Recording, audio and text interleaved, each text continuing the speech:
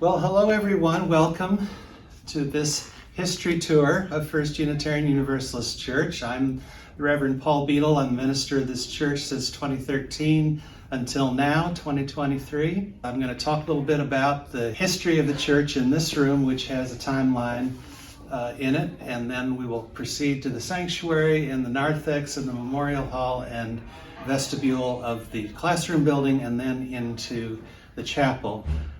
Looking at different items that are symbolic or tell stories about the history of our church. I want to set the stage for the history of this church.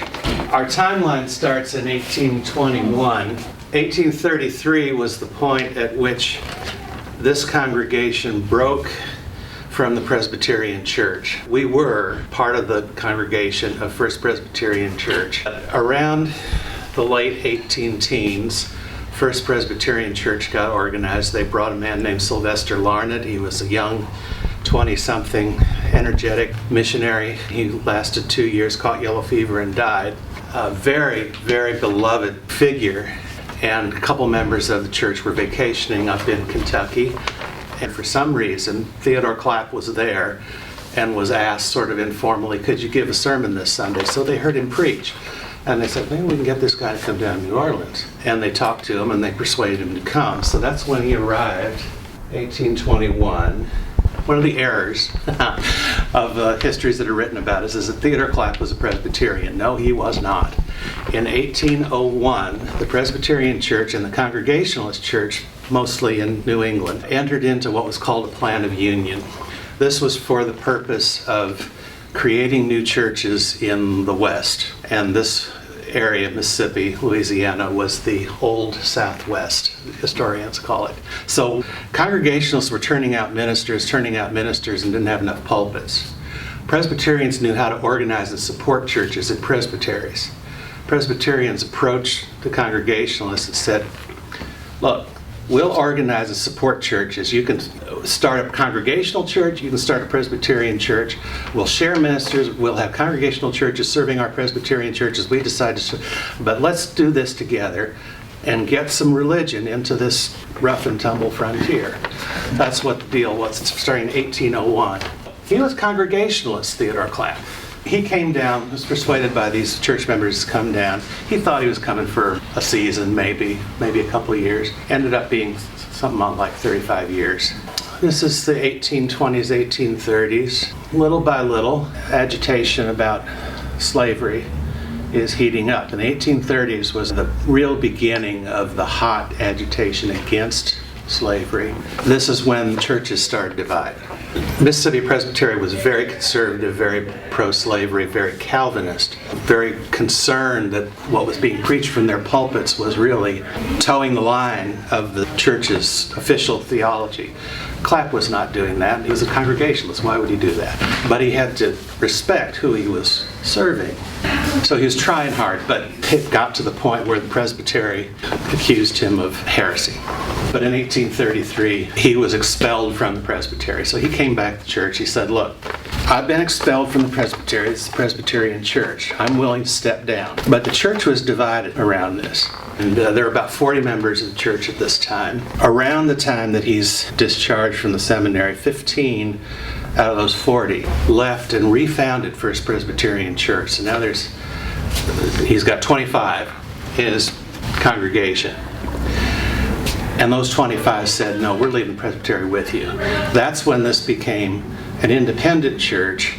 It changed its name from First Presbyterian, First Congregational. And then a few years down the line, somebody from the American Unitarian Association, I think it might have been James Freeman Clark, who was serving in Louisville, made a trip down the river. His goal was to start a Unitarian church in Mobile. But on the way, he stopped here.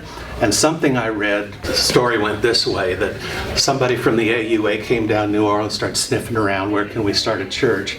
Well, do we really need to go to all that effort? There's Theodore Clapp's church. It's not connected with any denomination. Let's just hang our shingle there. So that's how we became Unitarian. So I say all of that to frame an understanding for you of where this church came from. It was understood. If you read Meg's history. There appeared in the Daily Picayune, or a petition signed by 100 Universalists. There was a Universalist missionary named D.M. Cole, and he came down and was trying to establish a Universalist church in town around 1820. And at the time he was doing this, there was Mayor Rofignac in office, and Mayor Rofignac is known for his accomplishments. I think gas lights in the streets was one of his projects that got done. He was not a bad mayor, but he did not care for Universalists because the common thought was Universalists believe everybody's going to heaven. No, in fact, some Universalists would say there is no hell. There's only an afterlife and we all go there and it's all heaven. And the common belief was you can't have a belief like that because people aren't going to behave if they're not going to be punished. So this is why people get upset when Universalists try to organize a church. And he found up to 100 people who were coming. There's stories about how Cole would announce a meeting and Rofignac would send the police and they got there just too late, or they went to the wrong place for the second meeting. And finally Rofignac made this pronouncement: there is no place you can meet in New Orleans except on a ship in the river. Whereupon Cole found a way to rent a ship that was docked, and they all went up the gangplank and they had their service on a ship in the river. And Clapp would have noticed this in town, and he certainly would have noticed 100 signatures. He's got a congregation of 25. 4 times the size of his congregation is a petition of people who are looking for a church and are being denied one. How he came to preach after 1833, when he was kicked out of the presbytery, he started preaching Universalism. He got into conversation with some folks who were unchurched but wanted a church, and recognized that he had somebody he could serve as a minister down here. So that's how he got into Universalism. The theology of the church was Universalist. The shingle on the door was Unitarian, right? 1851, St. Charles Hotel fire. When the Presbyterians left, those 15, this congregation retained the building, which was destroyed in 1851, the St. Charles Hotel fire. Clapp stayed and finished his ministry building y'all a new church. He retires 1856. His immediate successor is Edwin Cortland Bowles, a Universalist. The second minister after him was Charles Thomas, who fled as the Confederacy was forming. He knew he couldn't survive. By golly, a couple more Universalist ministers follow him. Then there's this fellow in 1871. George Henry Deere was the founding minister of the Universalist Unitarian Church in Riverside, California, where I previously served. He lasted until 1874 before his successor. 1871 to 1874, this is the time of insurrection where McHenry and, was it Kellogg? Governors of Louisiana, there was a contested election. It ended in what has been called the Battle of Liberty Place by Confederate history lovers, but we call it the White League insurrection. That's who that was. This was part of the trying to end Reconstruction after Civil War. So that's when George Deere was here. After that, his successors are Unitarians, and then came Charles Allen, who was a Unitarian. There was another space of time. This period, the 1880s, 1890s, was economic depression time. And so all of these short-term ministries after Charles and before Charles Allen, I think, reflect that. And then it's Walter Pierce in 1893. So you had the original building from 1818, 19, somewhere in there. If you go to the corner of Grevere and St. Charles and look for the Chase Bank signs, that's the lot. It's now an office building, but that's where that church was. If you come up St. Charles to Julia Street and look where the Aunt Sally's praline shop is, that's where the second building that he got built before he retired was. And if you walk down Julia from St. Charles toward the river, on your left, there's a little alley that's called Church Street. It's our fault. And then Walter Pierce, that building was was huge, octagonal. There's huge numbers for its capacity. Walter Pierce was the one who worked on getting us to the first building at Jefferson and Daniel. And Henry Wilder was the minister presiding when they dedicated that church. Henry Wilder Foote was a historian of church music as well as a minister, and was on the hymn book commission for Hymns of the Spirit. It was published in the 1930s. That's all to come. We did have a visit from President Taft in 1909 at that church. In 1933, the church's 100th anniversary celebration, there was a local Unitarian conference held here in conjunction with the celebration. Foote came back and gave a lecture on the history of the church, and this was, the pit of the Depression. And it wasn't long after that that the church was going, well, should we fold up? And they didn't. They found their resolve and continued. Well, during World War II, Thaddeus Clark, his next assignment was senior minister in the St. Louis church, and he's famous for having served there, not here. He had some skills in promoting, media promotion, and worked on bringing back the social justice presence, the mission of the church, which was picked up by Albert Hobart, who became well known among Unitarians for serving, I think it was the Birmingham Church in Alabama,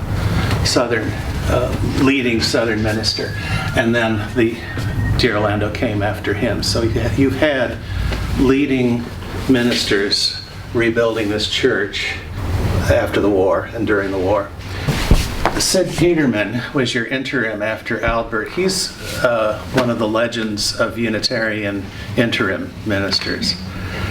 People talk about how great he was. Michael McGee was my internship supervisor in Cleveland. He was here in the 80s. It was the time when welcoming gay and lesbian folks was a focus of the church. And then following Michael was Suzanne Meyer. So after that, I wanted to highlight the backdrop of Congregationalism, not Presbyterianism, the Universalist effort to affiliate, and then to bring the post-Depression stuff out. Now, let's go look at some symbols. The symbols on the altar, there's 3 constant symbols there, and actually 4th one now. The chalice, and now added to it the call to amends. Child in the lower left is being depicted with closed eyes. They did a school for the blind. The little child on her shoulder, I think, is about an orphanage. The dog, there was something to do with Humane Society, kind of. But then the big things were the women's rights that Kate did, and then Jean was involved in getting child labor laws passed, rather, and she became the first inspector of under the Louisiana State child labor law. These banners, they were made for Guy Lamoth's installation, which would have been in the 1990s. Guy followed Suzanne as your minister. And then the wainscoting is the level of water that was in this room after Katrina. When I first came here in 2013, we didn't have the fans, we had sconces there. They were plugged in. There was an orange utility cord, several of them plugged together, that went up the back and were plugged into the narthex, because there's no electricity in this room in 2013. There was up here, but not out. And the chandeliers were not up yet. Mary Jo Day got all of that. The fans, the electricity, the chandeliers, she got all that finished in the first couple years I was here. By 2015, this was all done. And the floors, the tile floors out in the hallways. And if you remember J.B. Gautreaux, he had a conversation with him about these windows, and he thought, see, that says, it's supposed to say logos, the word in Latin. He thought it was better to read it as locos. Spanish, maybe meaning us. Let's move on. Floor, this is all Katrina tile, and Marcy Brennan, her signature, I think, in that corner of it. She designed the labyrinth and the whole floor of this room. Theodore Clapp, about which I know nothing other than it is a bust of Theodore Clapp. In our memorial hallway now, this item has the date 1995 at the top. Ejaz Ishtan, God is one, or as they translate here, one is the God. But 1995 is when the Partner Church program was started. Now in this hallway we have mementos of past buildings. This is Theodore Clapp and his wife. We had oil paintings. These are copies because we donated the oil paintings to the Historic New Orleans collection. This window, Sarah Putnam Coffin, Salem, Massachusetts. And we had a collection of stained glass, these that are mounted here, the Gordon sisters' window and this. And in her family genealogy is the surname Allen, but she might have been in some way related to Charles Allen. Here is little pictures of our past buildings. So this is where Aunt Sally's praline shop is now at Julia and St. Charles. That's the big octagonal church that held thousands. It was said in the 1840s and 50s that if you're visiting New Orleans, there's three things you have to see. One is the French market, the other is the French opera. Go see a show at the French opera. And the third is Parson Clapp's church. So this was a tourist entertainment venue, our church. Here, the controversial, unorthodox Universalist minister who's making all these waves and upsetting all the Presbyterian clergy in town.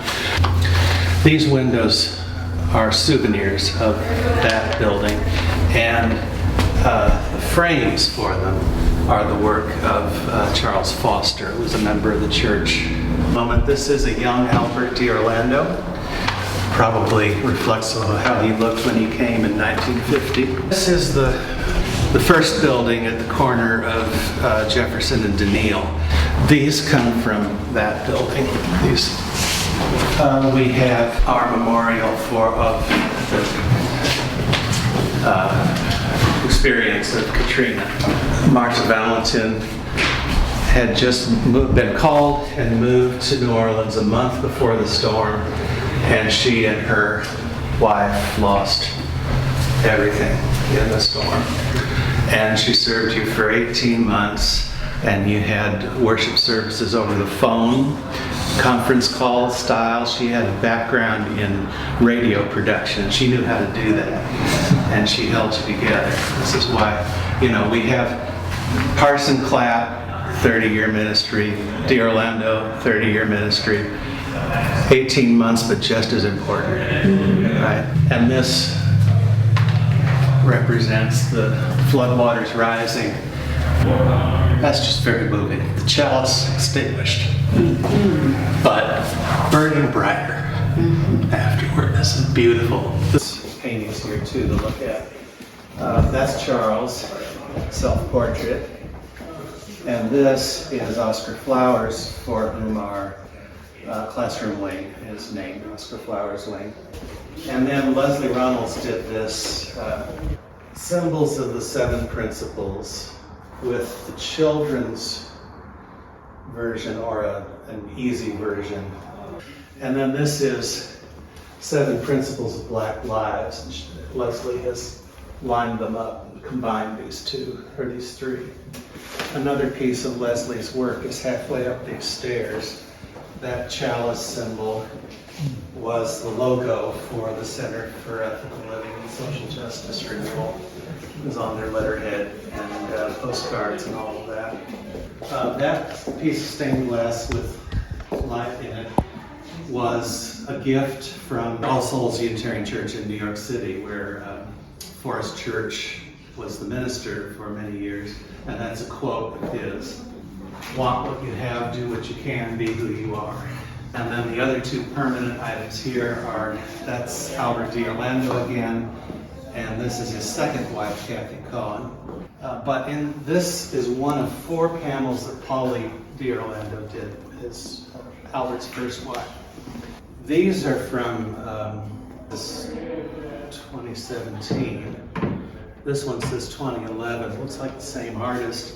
This looks like it might be an attempt to render Reverend Melanie sanctuary. These plates, I don't know why we have a commemorative plate of William Ellery Channing, but we do. He's an important Unitarian figure. He's kind of the figurehead of the beginning of American Unitarianism, and preached a sermon in Baltimore in 1819 called Unitarian Christianity. For years, if you were called a Unitarian, that was an epithet, that was an insult. But Channing said, okay, yes, Unitarian Christianity, and let me tell you what it's about. And what it was about was, how does your behavior reflect the values you profess? To just be authentic and really live your life into the values you say you believe in. And that's what Unitarian churches were trying to do. There's two photographs here. One is during my time here. This is at the park in front of City Hall. This is the congregation posing in front of the last building before we came here. This is more work of Polly D'Orlando. This is a plate she made. Enameled metal again. This was given to us around the beginning of the Black Lives Matter movement. This is Michael Brown's mother, depicted here by a local artist on cardboard. This is some other New York City congregations who came to help rebuild. Gave us a little Valentine. NYC loves NOLA. Here's Meg's book, by the way. This copy came from the church office, it belongs in the church office. And during the excavation, they found this. And as I was carrying it out to put it here, Kathy says, now carry it this way so the luck doesn't run out. I said, well, Kathy, it's in a box, so if it does run out, it's still in the box. And this is a piece of copy, a print of Oliver Mithoff's work. This is something he painted. Oh. Those are things about us. These are things about our partner church. Like that. It's part of the, how we do things in Transylvania kind of architecture. And these are memorials to people who have died.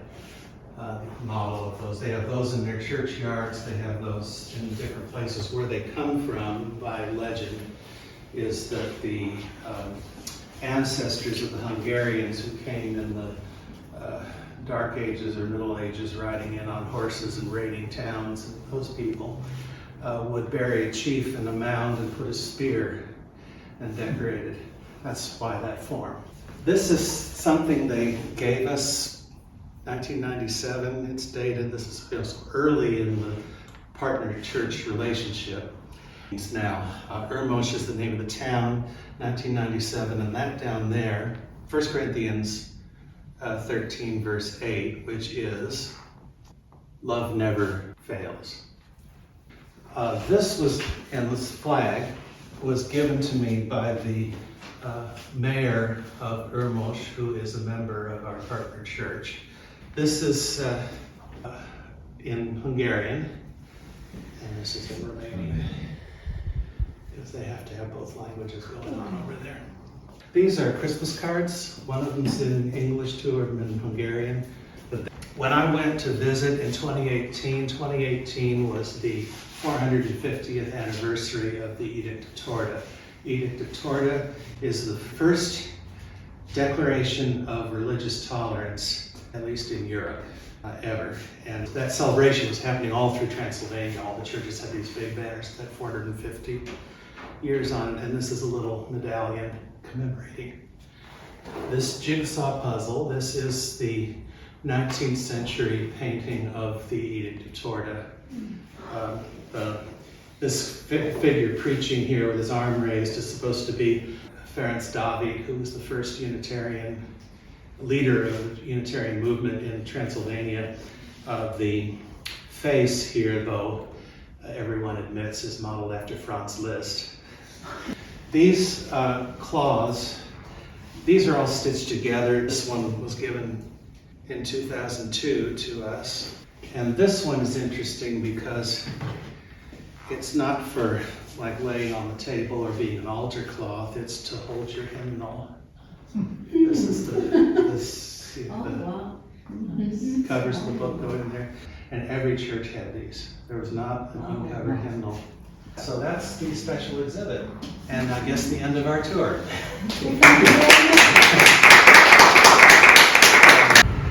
This area we call our memorial garden alongside the courtyard.